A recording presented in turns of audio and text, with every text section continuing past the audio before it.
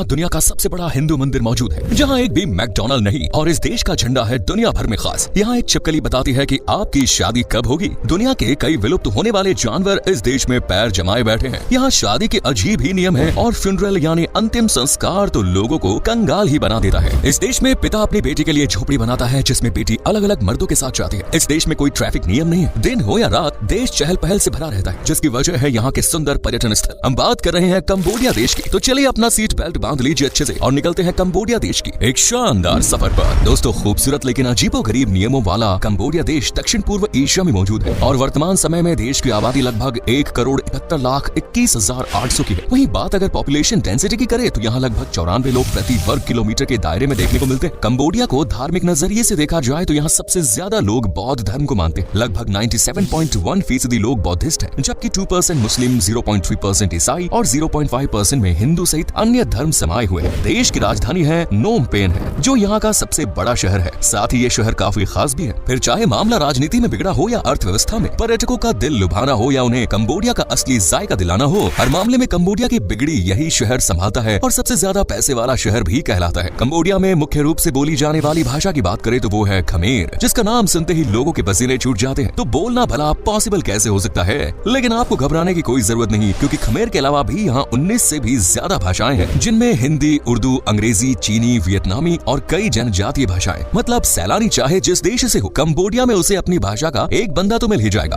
बंदों से याद आया दोस्तों, कंबोडिया एक जवान देश है जहाँ की 50% से भी ज्यादा आबादी 15 वर्ष या इससे भी कम उम्र की है। यानी कंबोडिया की बढ़ती अर्थव्यवस्था अभी थमने वाली नहीं, बल्कि सुपर स्पीड से दौड़ने वाली है। कंबोडिया और कभी कंपूचिया के नाम से दुनिया भर में फेमस रहा ये देश कई बार नाम परिवर्तन के दौर से गुजर चुका है। मतलब इतिहास में इसके कई नाम बदले गए हैं, जैसे कंबोज, खमेर रिपब्लिक आदि। कंबोडिया के इतिहास की बात करें तो दोस्तों, ये देश लंबे समय तक फ्रांस के अधीन रहा। लंबी जद्दोजहद के बाद 9 नवंबर 1953 को आखिरकार इस देश को भी आजादी मिल ही गई। कहने को तो कंबोडिया एक लोकतांत्रिक देश है, जहाँ हर किसी को बोलने और मर्जी का नेता चुनने का अधिकार है। लेकिन हैरानी की बात है कि बीते 35 सालों से भी ज्यादा सालों से लगातार कंबोडियन पीपल पार्टी देश में रूल कर रही है। अब या तो पार्टी का काम बहुत अच्छा है, या फिर ये भी नॉर्थ कोरिया और चाइना जैसे देशों की सरकार से इंस्पायर है, जिसका उदाहरण है बैन सिस्टम। दरअसल कंबोडिया में कई चीजों पर पूरी तरह से बैन लगाया गया है, जैसे यहाँ ओपिनियन पोल की मनाही है। देश में किसी भी तरह के ब्यूटी कॉन्टेस्ट नहीं हो सकते। साथ ही कंबोडिया की महिलाएं किसी कोरियन पुरुष से संबंध नहीं बना सकती। चावल से बनी वाइन को भी देश में बैन कर दिया गया है। वर्तमान समय में कंबोडिया की जीडीपी की बात करें तो वो 142 बिलियन यूएस डॉलर्स तक पहुंच गई है। तेजी से बढ़ती इस जीडीपी का सबसे बड़ा कारण है टेक्सटाइल। दरअसल कंबोडिया में टेक्सटाइल का बिजनेस बड़े पैमाने पर होता है और यही इकोनॉमी में सबसे ज्यादा धक्का लगाने वाला सेक्टर भी है। इसके अलावा कुछ लोग खेती बाड़ी करना आज भी खूब पसंद करते हैं। वहीं टूरिज्म, फिश, टोबैगो और टिम्बर